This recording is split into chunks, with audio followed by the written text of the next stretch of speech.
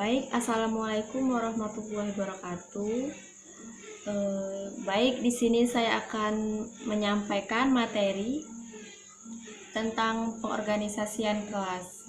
Pengorganisasian kelas ada berbagai macam, di antaranya yaitu seperti penataan ruang kelas. Penataan ruang kelas merupakan salah satu unsur dari pengorganisasian kelas secara keseluruhan yang memerlukan perhatian dan terperencanaan yang serius. Penataan ruang kelas harus memberikan inspirasi bagi murid dan menyediakan lingkungan belajar yang kondusif. Keuntungan dari dana kelas untuk pembelajaran kelas rangkap. Semua sumber belajar ada di dalam satu ruangan. Agar penggunaannya maksimal, maka guru harus mengatur penggiliran penggunaannya.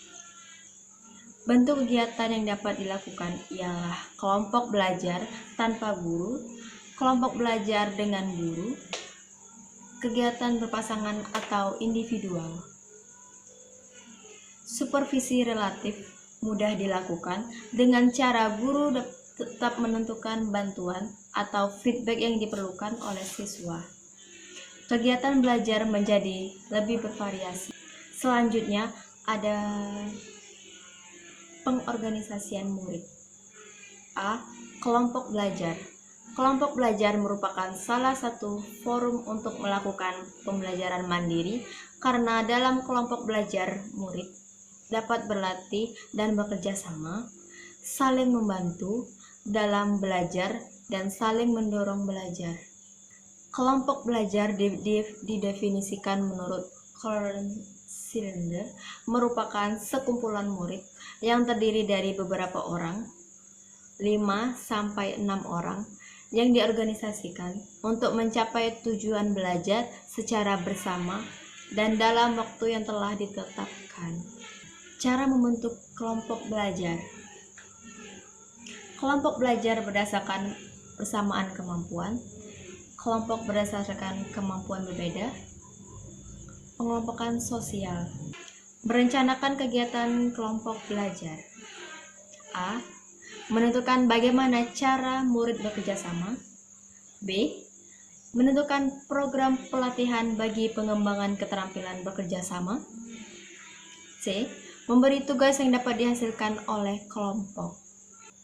Selanjutnya, memaksimalkan pemanfaatan sumber belajar yang ada agar para murid belajar mandiri. 1. Memanfaatkan pusat sumber belajar. Contoh, mengembangkan keterampilan atau konsep, kecermatan, dan penerapan konsep.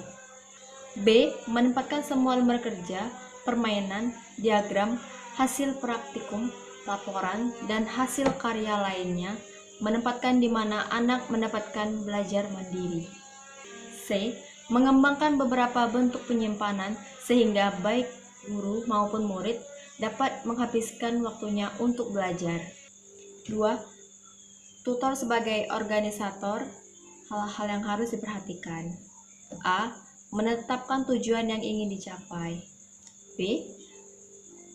Menetapkan siapa yang akan ikut dalam tutorial. C. Penjadwalan tutorial. D. Menentukan materi mana yang akan diberikan dalam tutorial. 3. Cara memilih dan mempersiapkan tutor. A.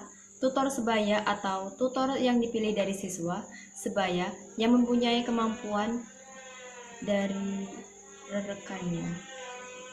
B. Tutor kakak atau tutor yang dipilih dari kelas yang lebih tinggi. C. Tutor dari masyarakat atau tutor yang berasal dari masyarakat yang membantu berjalannya proses belajar. Selanjutnya, disiplin kelas. Apa yang dimaksud dengan ARK atau aturan rutin kelas? Aturan rutin kelas adalah aturan-aturan dan prosedur yang dirumuskan oleh guru dan dimengerti oleh murid untuk mengatur kegiatan yang dilakukan sehari-hari. Bagaimana aturan rutin kelas memotivasi belajar siswa? Pada dasarnya, kegiatan ini menciptakan kegiatan atau kesiapan untuk memotivasi siswa belajar. Berikut contoh yang bisa memotivasi siswa. 1. Bagaimana murid mengetahui tugas yang harus ia kerjakan. 2. Bagaimana buku dan bahan belajar dibagikan, dikumpulkan, atau disimpan.